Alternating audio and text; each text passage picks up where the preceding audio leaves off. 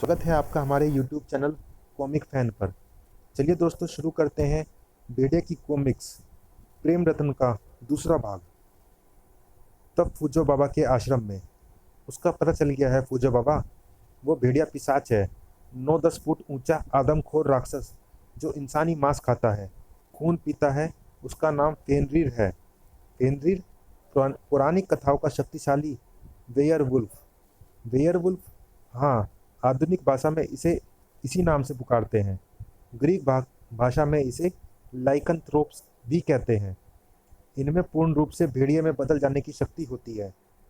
कुछ लोगों के अनुसार ये अंधविश्वास है कि 24 दिसंबर को 6 बहनों के बाद पैदा होने वाला शिशु वेयरवुल्फ हो सकता है।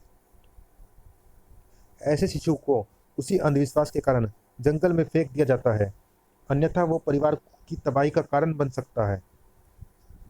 और भी मान्यताएं हैं कि ऐसे शिशुओं को भेड़िया उठा ले जाते हैं और उन्हें पालते हैं। यही मानव शिशु वेयरवुल्फ बन जाते हैं। मान्यता तो ये भी है कि यदि पूर्णमासी की रात वेयरवुल्फ किसी को काट ले तो उसमें भी वेयरवुल्फ के दुर्गुण आने लगते हैं। इनमें अद्भुत ताकत होती है। चांदनी इनको शक्ति देती है, लेकिन चांदी इनके लिए घातक है।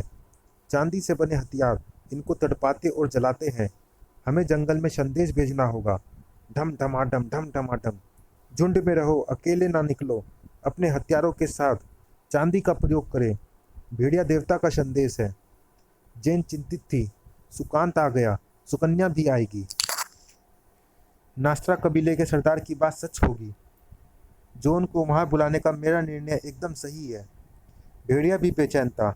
जैन, तुम्हें अपना निर्णय बदलना होगा। तुम जॉन के साथ नहीं जाओगी।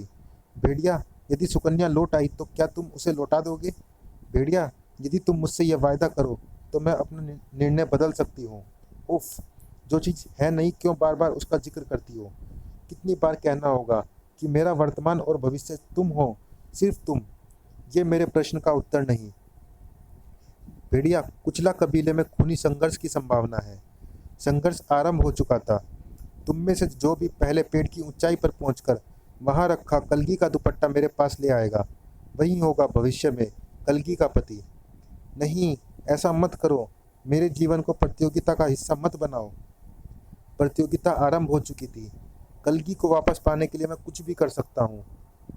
हम तुम्हारे साथ हैं, सांबा। कलगी मेरी है, उसे मुझसे कोई नहीं छीन सकता। तुम ही जीतोगे, तांबा। दोनों दल भयंकर शोर मचाते हुए उस वृक्ष पर चढ़ गए। तांबा और उसके साथियों को कलगी के दुपट्टे तक नहीं पहुंचने देना है। ये हमारी इज्जत का सवाल है।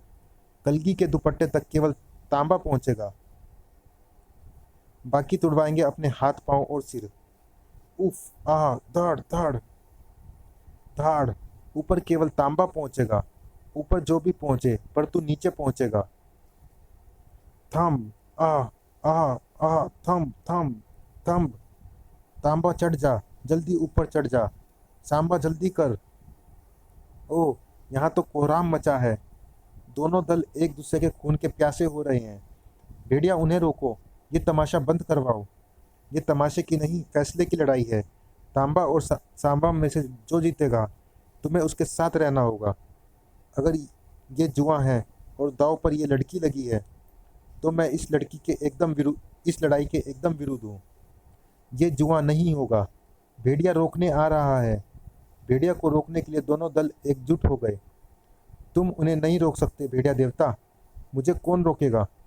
जरूरत इंसाफ की है और भेड़िया इंसाफ करेगा। नहीं भेड़िया, उस दुपट्टे को हाथ भी मत लगाना। भेड़िया दुपट्टा ले उड़ा था।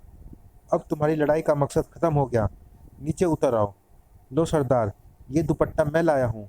अब कलगी का हाथ मुझे सौंप दो। दिल से जुड़े फैसले प्रतियोगिताओं के सारे नहीं होते सरदार। भेड़िया, फैसला कठिन है। सांबा से 2 साल पहले कलगी का प्रेम विवाह हुआ था। दोनों एक दूसरे को बहुत चाहते थे। सांबा शिकार पर गया, पर वो नहीं लौटा। 1 बरस गुजर गया।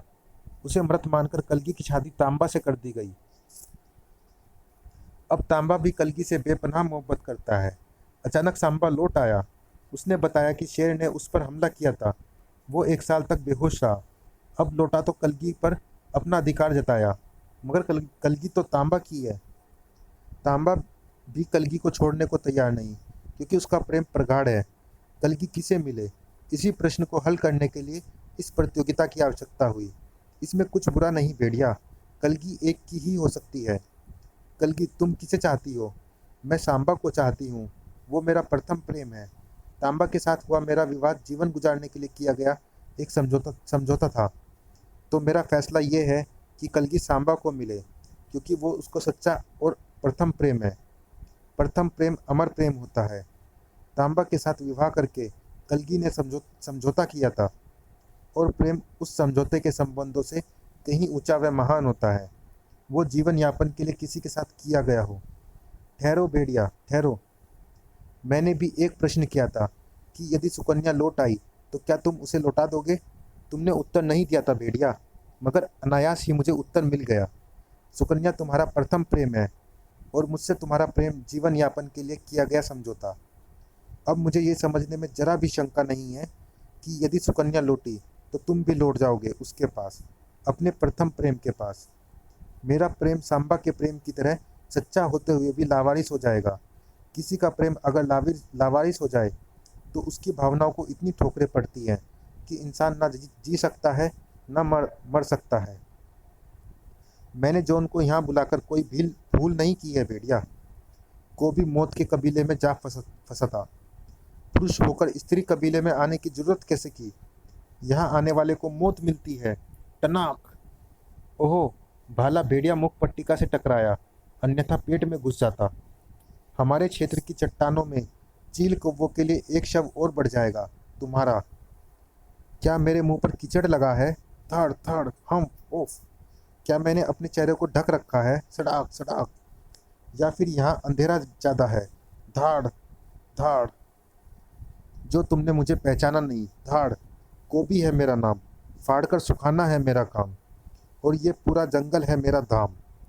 तुम गंजी टकलियों की ये जुर्रत कि मुझे मौत की धमकी दो। टकलियाँ सिर्फ धमकी नहीं देती है, मौत भी देती है। चले आओ मेरी भेड़िया फौज के हरामखोर भेड़ियों। भेड़िया कोबी के आह्वान पर चले तो आए थे, मगर कहाँ चली गई थी आज उनकी आक्रामकता? वुफ गुर्र! हरामखोरों, खड़े खड़े मुंह क्या देख रहे हो? अब क्या इन टकलियों की बोटियां भी मैं ही काट कर डालूंगा तुम्हारे मुंह में? चीर फाड़ डालो इन्हें। Who who! ये क्या? भेड़ियों ने भयंकर रुदन आरंभ कर दिया। Who who! चंडाला को अवसर मिल गया था। कोबी उठ भी नहीं पाया था कि उसकी हड्डियों को भी जमा देने वाला वही रुदन फिर से आरंभ हो गया। ये तो वही रुदन है। इसी रुदन से बचने के लिए ही तो मैं इस पहाड़ी पर आया था। Who who who! कोबी चुपचाप चट्टानों के पीछे सरकता चला गया, और खूंखार लड़ाई की टकलियों के बीच आ धमका भेड़िया पिशाच। हमारे कबीले में एक और पुरुष का प्रवेश। अपनी सारी खूंखारता को इकट्ठा करो और डाल दो मौत के रूप में इसके शरीर में, ताकि इसका जिस्म टुकड़े टुकड़े होकर बिखर जाए। इसके खून की बारिश करो हमारे कबीले पर। टुकड़े भी मैं करूँगा और खून की बारिश भी मैं करूँगा। क्वें क्री वू वू! बाज फूजों का जासूस था। ओह ओह! भेड़िया को बताना होगा। चट्टाने जैसे भेड़िया पिशाच के रुदन के तीव्र स्वर की गुलाम थी। वूहू! धड़ धड़ धड़! हमला! या! धड़ धड़ धड़! ब्रह्मांड के सारे भेड़ियों की खूंखारता का स्वामी हूँ मैं, और भेड़ियों से ज्यादा खूंखारता नहीं होगी तुम में। हा हा हा! हू कू! स्क्रीच! मैं कम से कम दो ऐसे भेड़ियों को जानता हूँ जिनकी खूंखारता तेरी खूंखारता पर भारी पड़ेगी। उनमें से एक तो मैं ही हूँ। वो भेड़िया पिशाच ताकत में भारी था, मगर भेड़िया में उफ हिम्मत का फौलाद था। साएं! ताकत और हिम्मत में जीत किसकी होगी? खच! जीतने के लिए जंग का खत्म होना जरूरी था। स्क्रीच! और जंग अभी जारी थी। उफ! साएं! खच! थड़! ये रत्न चाहिए मुझे। कड़ाच! हा हा हा! बहुत शक्तिशाली है ये रत्न। उफ! इस पर मेरा तंत्र प्रहार भी व्यर्थ जा रहा है, जो सीधे व्यक्ति की भावनाओं पर प्रहार करता है। मगर इसमें तो जैसे भावनाएं है ही नहीं, शैतान का ही रूप है। वो रतन चुराकर भाग रहा है। हम स्त्रियों की शक्ति का स्रोत है वो रतन। उसकी रक्षा करनी होगी। हूँ! ओफ! कोई था जो अपने नाखूनों और उंगलियों को टकराता हुआ उन्हें एक विशिष्ट अंदाज में घुमा रहा था। उसकी इस हरकत से तेज चिंगारियां उत्पन्न हो रही थी।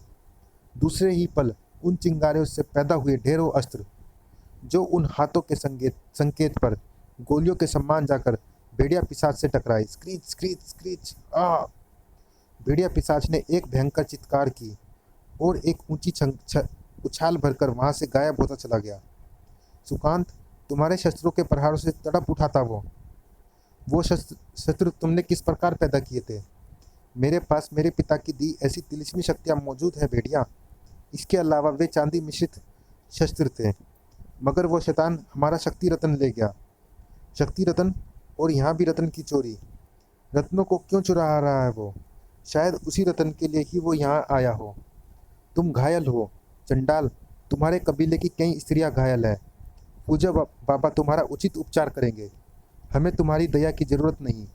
तुमने हमारी मदद करके जो एहसान किया है उसका बदला हम अवसर मिला तो शीघ्र ही चुका देंगी। मगर अब तुम अपने इस साथी के साथ यहाँ से तुरंत चले जाओ। मैं फिर भी कहूँगा, बदला नहीं बदलाओ। तुमने स्वयं को पुरुषों के समक्ष शक्तिशाली एवं समर्थ बनाया है। अब बदले की भावना को छोड़ दो, स्वयं में बदलाव लाओ। बदला बर्बादी लाता है, बदलाव में प्रगति है। बदलाव नहीं बदला, बदला सुकून लाता है। क्रमशः कहीं बदलाव किसी को देगा, यही बदलाव किसी को देगा। प्रेम अश्रु। जब हृदय की पीड़ा असहनीय हो जाए तो आंखों से बह निकलते हैं प्रेम अश्रु। चलिए दोस्तों, इस भाग में इतना ही। मिलते हैं इसी कॉमिक्स के अगले भाग में या किसी अन्य कॉमिक्स में। आपको ये कॉमिक्स कैसी लगी हमें कमेंट बॉक्स में ज़रूर बताइएगा। और आप हमारे चैनल पर कौन सी कॉमिक्स देखना चाहते हैं ये भी हमें कमेंट बॉक्स में ज़रूर बताइएगा। धन्यवाद।